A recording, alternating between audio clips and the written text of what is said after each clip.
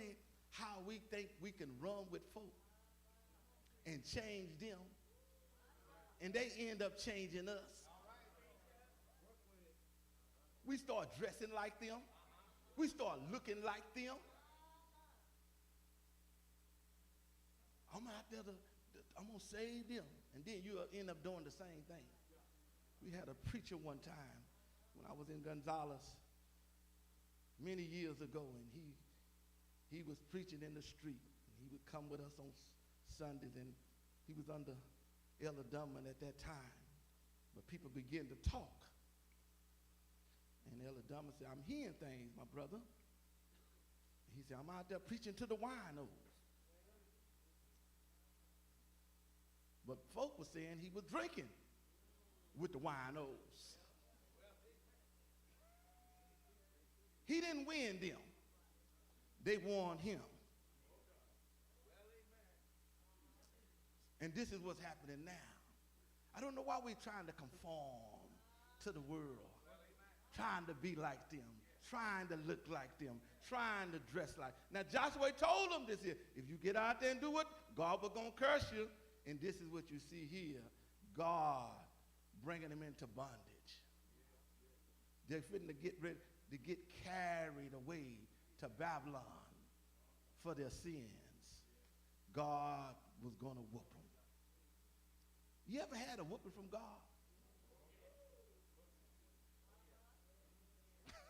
Since you won't raise your hand,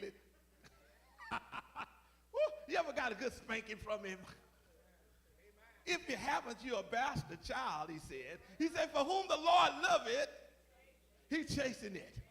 Oh, I've been chased before. I've been whooped real good. Huh? But it was for my good. That's the thing about being chastised from God. It's for your good. And after you have suffered a while, Peter said, it makes you perfect. It'll settle you. Sometimes God got to whoop you just to settle you. Huh? Yeah, to make you better and stronger. He's got to take you through something just to get you where he's got to take you. All growth comes through struggles. You will not grow unless you go through some things. You got to go through to get where God wants you to go. Joseph had to go through the pit to get where God wanted him to go. Everybody has to go through something to get where God wants you to go. And God was upset with them. So he whooped them for a while. And Jeremiah is crying for them. Because I don't want them to diminish, because I am going to bring them back. That's the thing about God. That's the thing I love about God. He might whoop you a little bit, but he still have your best interest at hand. Let me read the fourth verse. Thus said the Lord of hosts, the God of Israel, unto all that are carried away captives, whom I have caused to be carried away from Jerusalem unto Babylon. I did it. Nobody else. I did this here. Build your houses, dwell in them, plant gardens, eat the fruit of them, take ye wives, beget ye sons and daughters. Take wives for your sons and give your daughters to husbands, that they may bear sons and daughters, that ye may be increased there and not what? Diminish. God don't want them to die out because he has a plan. And his plan was to bring them back.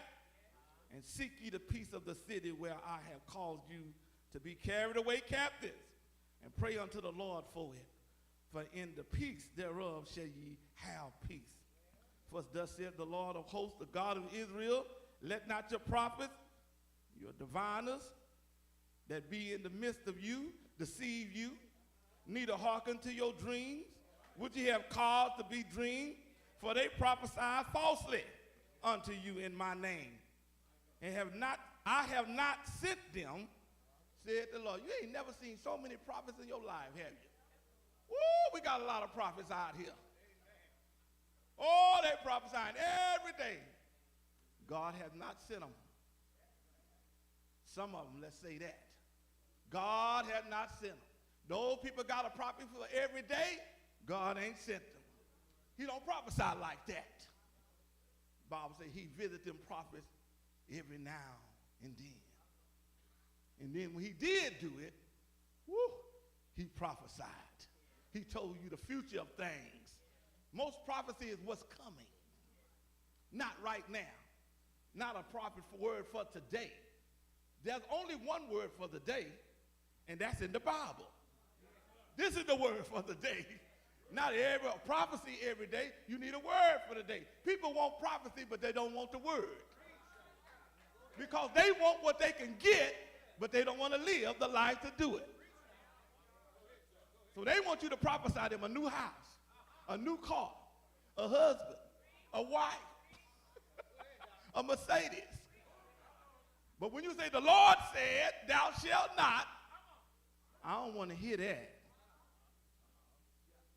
You don't want to hear that. So they want to say something that they like. Huh? Yes. But this is what the Lord was saying to them here. They prophesying lies. I have not sent them. For thus said the Lord, after 70 years, be accomplished at Babylon, I will visit you and perform my good word towards you and cause you to return to this place. For I know the thoughts that I think towards you, said the Lord. Thoughts of peace and not of evil, to give you an expected end. Woo, that ought to be enough right there. He's saying your end is better than your beginning. I heard the superintendent talk about expectation.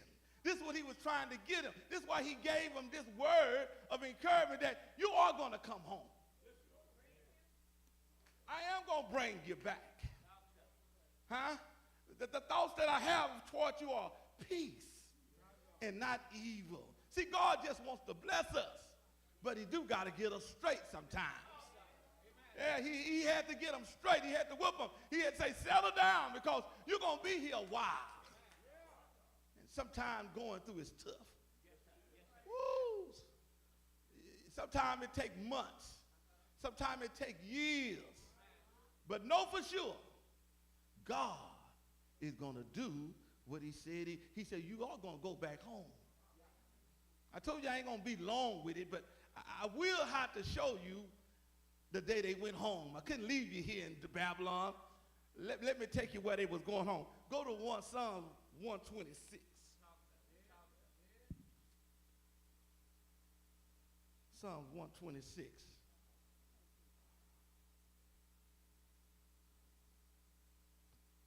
Because God will turn it around.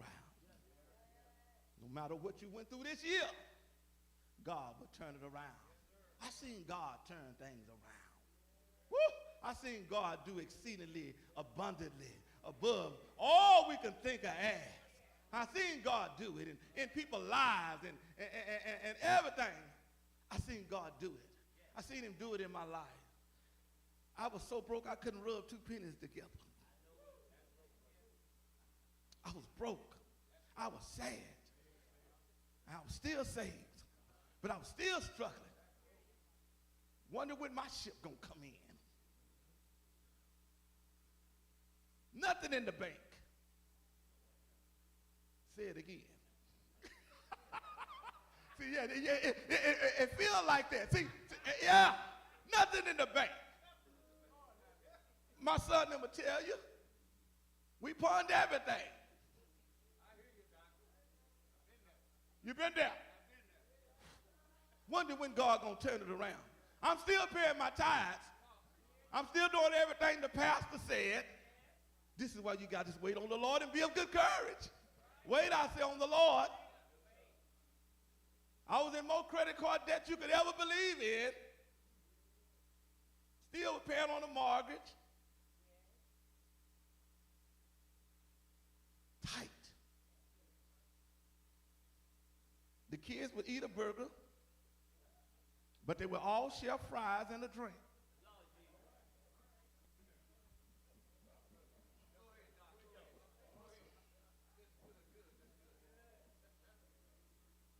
We were still churching Antonio, way out there at Ella Harvest. I bought a 15-passenger bus